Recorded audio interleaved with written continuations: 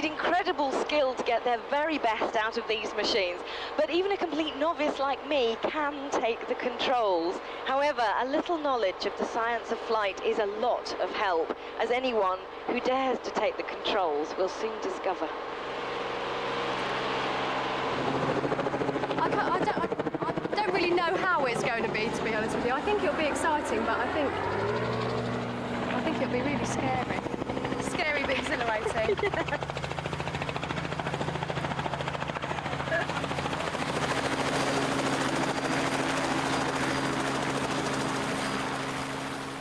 When you're floating around in a ton of metal, it's reassuring to know a bit of the science that keeps you up there. The theory of flight covers some really important stuff, like how do you get up in the air? What keeps you there? And what happens if the engine breaks down?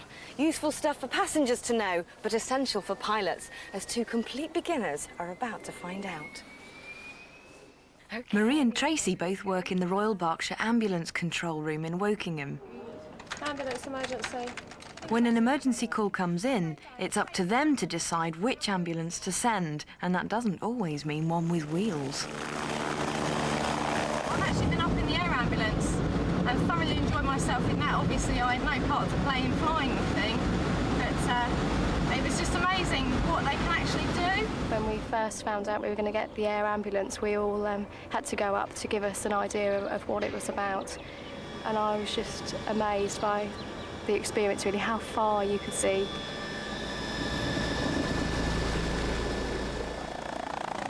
In fact, I was so taken with it that when I went back to work, I actually handed in my notice to my boss and said that I was going to be a pilot, and that was it.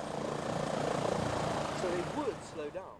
Well, Tracy hasn't actually given up her day job, but she and Marie do want to find out what it's like to be pilots.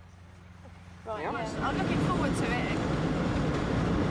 Actually sitting in the driver's seat, so to speak, and taking over control, and actually how it works. Well, I am a little bit concerned because Marie is a very fast driver, and I'm concerned that perhaps that's going to transfer to her being a very fast helicopter pilot, but I'm sure she'll be fine. Yeah, what's next? Okay, next control, very hard. Yeah. Nobody can do this straight away because it's such an unusual control. Okay. Taking the controls isn't easy, but to a flight instructor like Quentin Smith, or Q as he's better known, flying is second nature. Just fingertip control. I thought everyone flew helicopters. When I was 5, I had my first lesson in a helicopter. My father was a naval helicopter instructor. So I grew up with helicopters, and I've been flying helicopters for 30 years. In 1997, Quentin and Jennifer Murray flew into the Guinness Book of Records in this single-piston engine helicopter by flying 31,000 miles around the world.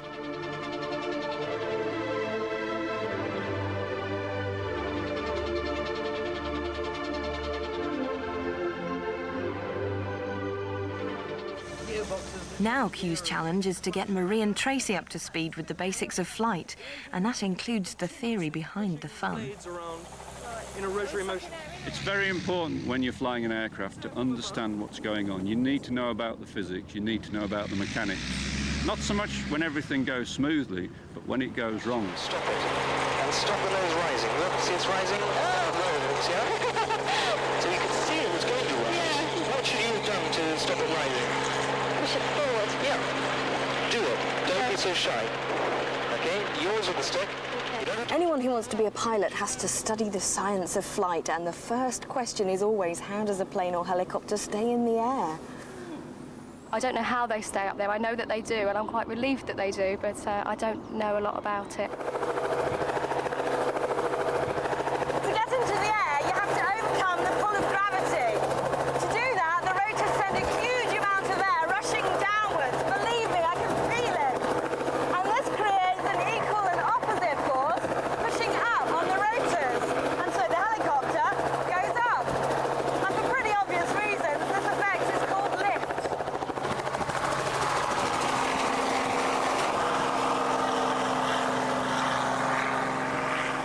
As far as we're concerned, lift is what we produce to get 2.5 tons of helicopter up off the ground and accelerate it into forward flight. The blades are responsible for producing, in a helicopter, both the lift and the thrust to give it speed.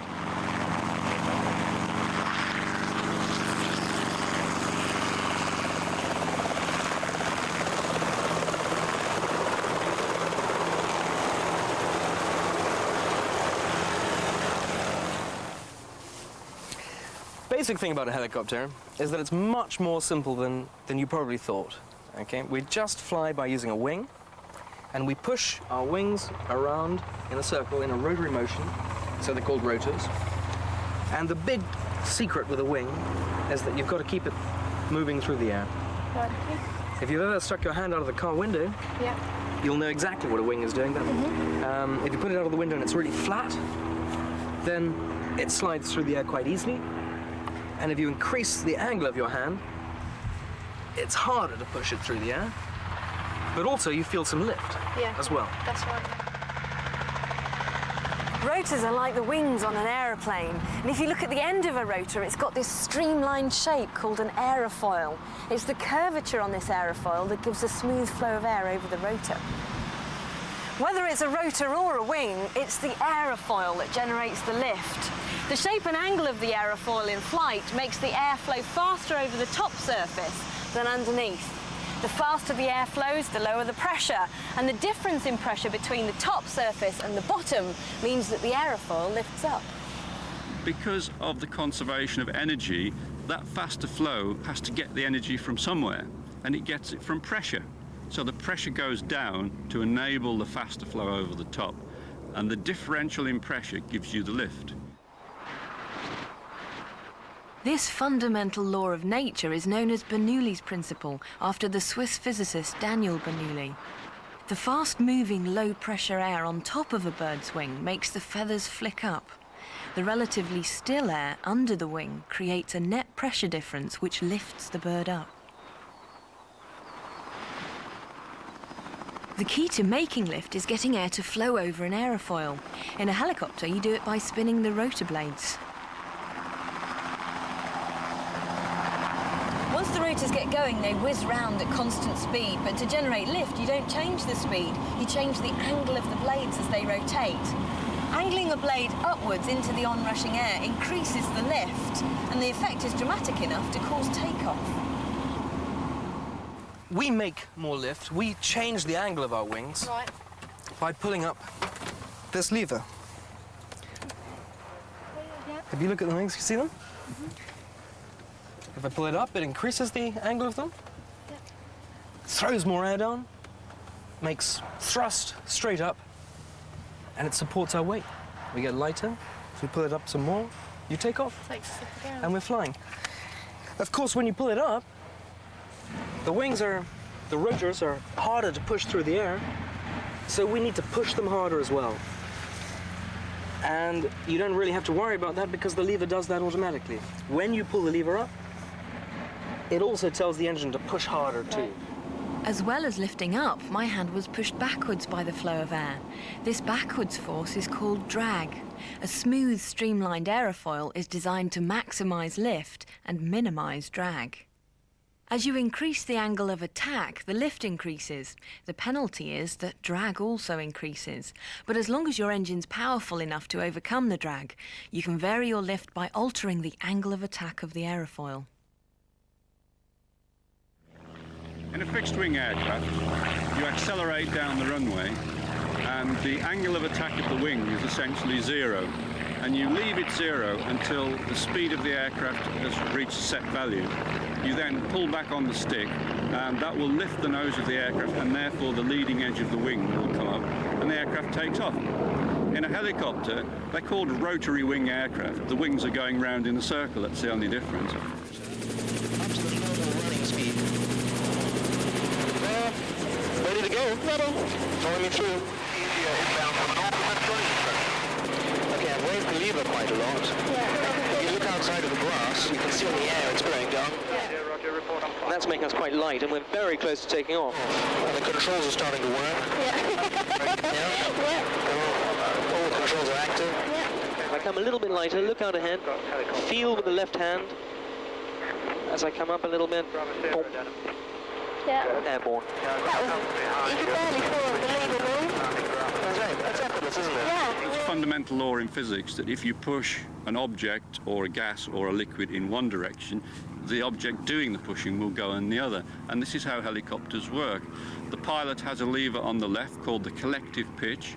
When that lever is pulled, the aerofoils tip up at the front and increase the lift, and this drives air downwards, and as a result, the helicopter goes the other way. This cubic meter of air weighs about 1.25 kilos. It's quite heavy, really. If you think about that, a litre of water weighs 1 kilo. So that's quite a big mass to chuck around. So we throw, with our wing, we throw cubic meters of air, 1.25 kilo chunks of air, down. Get up. And that gives us lift and supports us. Looking at a rotor in slow motion, the smoke pattern shows air being forced downwards. The pressure difference above and below the blade that produces lift also causes this downdraft.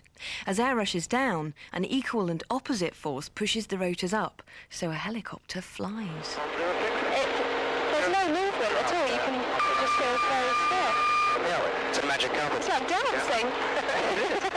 Well, now we're going to go and dance off over there. Okay, let's. All right. Tracy and Q and a whole ton of helicopter are waltzing through the air thanks to 2 rotor blades a mere 25 centimetres wide, made of thin aluminium. It is wrong to associate floppiness with lack of strength. You've got both. The rotor needs to be able to flex up and down, backwards and forwards and in twist, and it is allowed to do so. But the structure and the materials are designed such that that can happen, but the rotor is still very, very strong indeed. Just because something looks flimsy, it doesn't mean it's weak. If you want to suspend a heavy weight, you need something that's strong in tension. During a flight, rotor blades are under a huge amount of tension, a force many times the weight of the helicopter, so you need lengthwise strength in the blades. And the body of the helicopter is kept suspended in the air by the tension in the rotors. Same height. Yeah. Come on. You are sticking to it right now. You can look around, you can see how the perspective changes. Yeah. Be aware of all around you, Yeah. how level you are.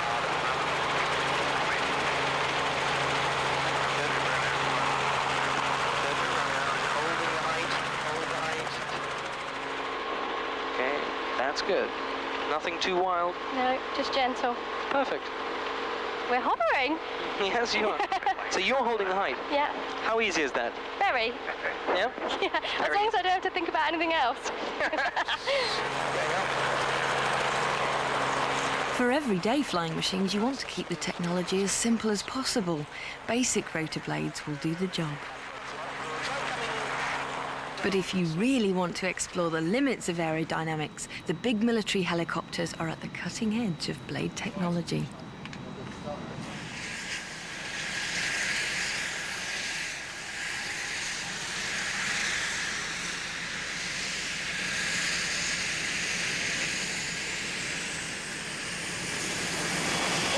Companies that can make really big helicopters, but this is one of them.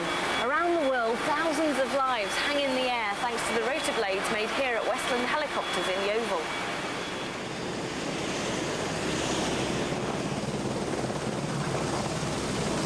Most of the aircraft that we make and are involved in are military ones, like the H101 that you see behind me here, which is the RAF version, the troop-carrying version. Well, these are a new design of rotor, as you can see from the very unusual shape of them, with the great big paddle tip at the end of it. And in fact, they're a revolution in rotor design. This complex shape has evolved to push back the limits of aerodynamic design. The amount of lift an aerofoil makes depends on the angle of attack and the airspeed. Air flows more slowly at the hub of a rotor than at the faster moving tip, so to produce an even amount of lift along the blade, you want a higher angle of attack at the hub than at the tip. That's achieved by making the rotor with a twist along its length. Aerodynamics determines the optimum design. As the angle of attack increases, the flow above an aerofoil becomes turbulent. This increases drag and reduces lift. So there is a limit on the angle of attack that can be used. But that's not the designer's only problem. Because the tip is moving through the air at high speed, we have to try and avoid some of the aerodynamic effects that occur as we reach the speed of sound. And this is achieved by a sweep in the blade here, which is not dissimilar to the sweep you see on fixed-wing aircraft, or even the sweep you see start to deploy on supersonic aircraft. As they come up towards the speed of sound, they will swing their wings back. Prototypes of this aerodynamic technology flew in the mid-1980s. The Lynx aircraft actually took the world speed record at just under 250 miles an hour. Really, you're not going to change that unless you rewrite the laws of aerodynamics or Newtonian mechanics.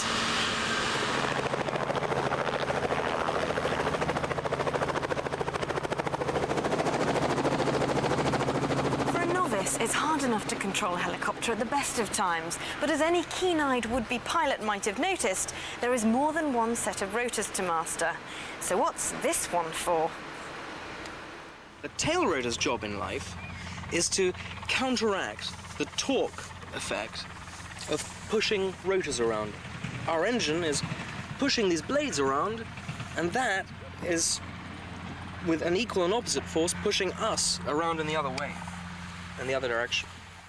So we need some force generator to cancel that, to counteract that, and that's what the tail rotor is for. It pushes back against the tail and stops the helicopter rotating. So one's pushing one way and one's pushing that way to keep it going. The helicopter would want to rotate, and the tail rotor pushes against that to stop it rotating. Yeah, press the left pedal, don't be shy. Press it to stop it. Right. That's it. You see it stopped it? Yeah. Okay, so it mustn't be shy. Right. Got to look outside at the feedback, otherwise you won't know what it's doing. That's right, and hold this heading again. Try and hold a constant heading. You're putting a lot of torque into the main rotor to turn it round, and the helicopter fuselage will try and turn the other way, and you need to stop that somehow. So most helicopters have a small rotor at the back, and the purpose of that is to stop the fuselage rotating when you pull on this lever on the left. And you have some pedals on the floor to control the sideways lift being generated by the tail rotor. That's right. Oh, it's just so slight. Try turning left. Left. Yep, slowly. Oh, Try and make it a slow wing. That's it. That's good. Keep rotating around to the left. Okay. Good. Okay. I can point in any direction by using my feet, Yeah. regardless of where I'm going. Are you counteracting what we're doing with the feet using this, which is the tail bit? Yeah. Right. The feet of the tail. Right. This is our attitude. Right, yeah. Follow me through on that anyway. Keep your hand on it, even though you're thinking about the feet at the moment. Right. And which way we're pointing, Yeah. which is controlled by the feet. Yeah. Okay, so looking out there. Just when you might have thought all this was starting to look a little easy, now comes the hard bit. You see, it's not too difficult to get one of these things in the air, but what do you do with it then? Moving a helicopter forward, turning it left and right, or even taking it backwards can be a little tricky at first. Trying to keep us level. Okay. Okay, use the stick. I've got control of the stick. That's good. Okay, 9. Sorry. Good try. I'll have a go at that. Yes, of course. Look at the horizon and take it again. To then make the aircraft move, usually forwards, but left, right or backwards if you want to, you then use the other stick, which is in your right hand, and that's called the cyclic. If the nose goes down. When you're a novice helicopter pilot, the cyclic is the one that gives you the most anxious moments, definitely. It gives the instructor a few anxious moments as well, but certainly it's the hardest one to get to grips with. It's quite normal. Basically, where you point it, you will go. But we always teach people that it's your speed control, because it sets the attitude of the helicopter.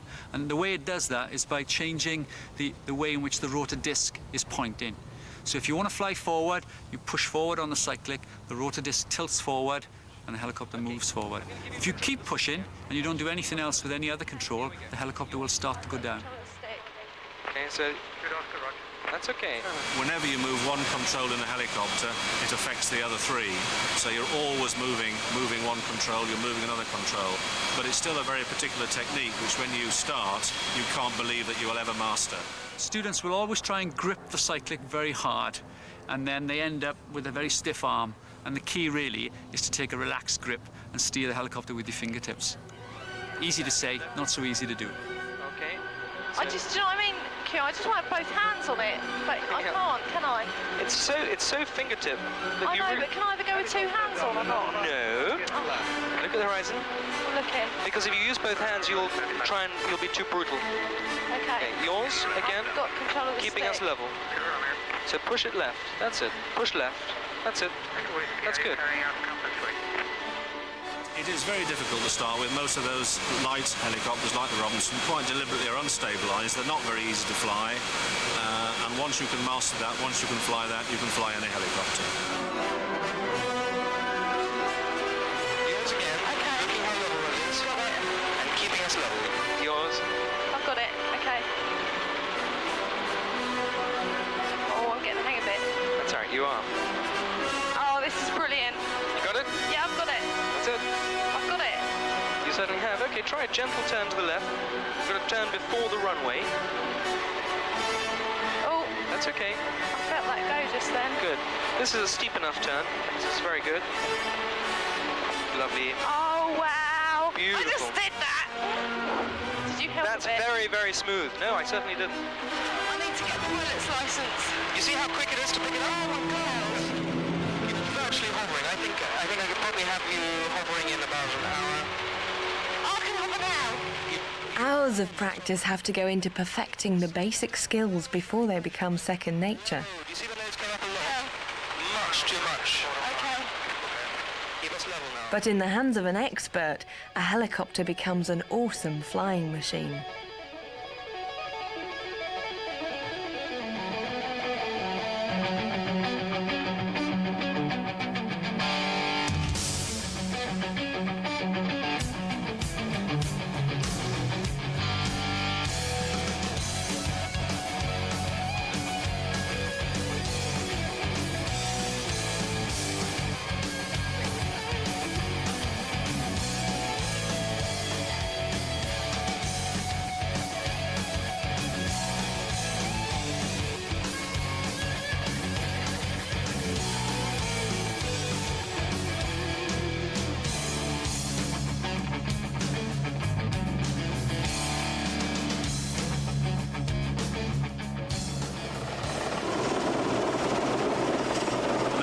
Is designed specifically to land on the back of a frigate-sized ship, which is really quite small.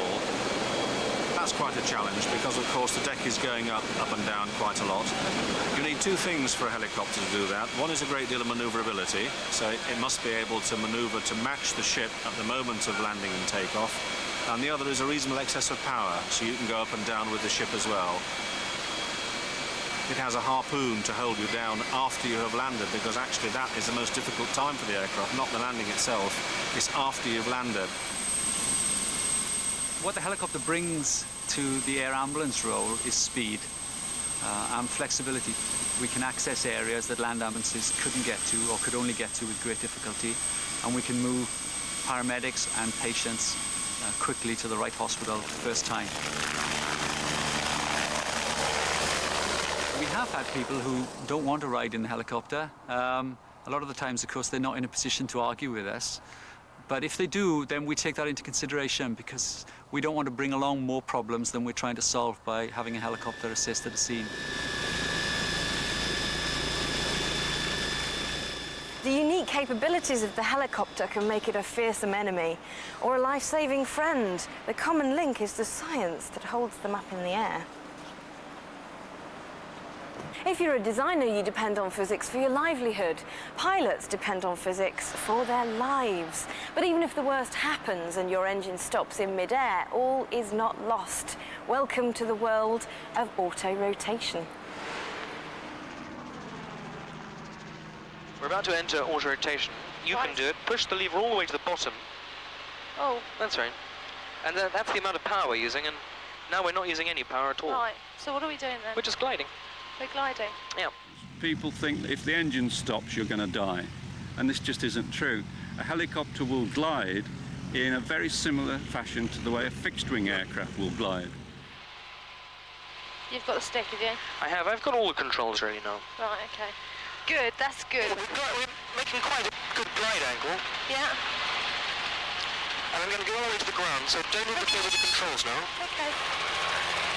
Oh, wow. Look outside ahead. Fantastic. How did you land us like that? Is that like an emergency landing? That is a landing with no engine. Auto rotation is something all helicopter pilots practice, and you all have to be able to do it almost as an automatic reaction. We can glide for 3/4 of a mile for every 1,000 feet up we are. Wow. It's an interesting event the first time you do it, because it all happens quite quickly. You don't have many choices left once you enter auto rotation, so you have to think quickly and work accurately with the helicopter. No engine.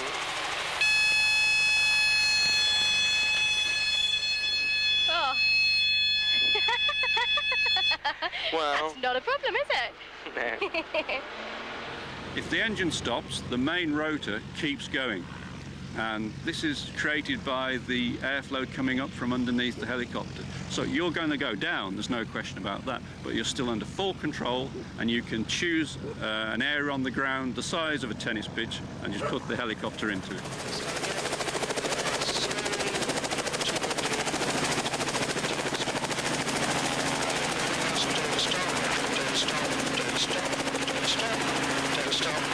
Don't stop. Well done. Okay? Well done. Thank you ever so much. That's fantastic. Great pleasure. Well done. We'll make an astronaut of you yet. Damn it. All right. Marie and Tracy have got an awful lot to learn if they wanted to be pilots, but they were at least able to have a go. And now they know something of what it takes. Skill, courage, and a little bit of physics. Really good. Oh God, I thought I was going to crash at one point, but after that I was fine. That's right to count. Oh. That was good.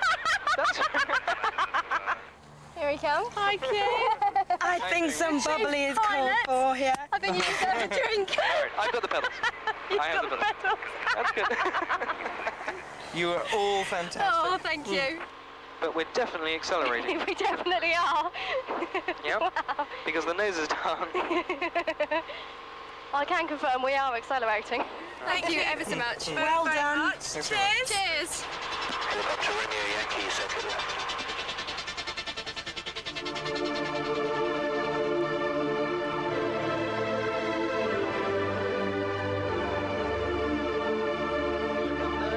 See London?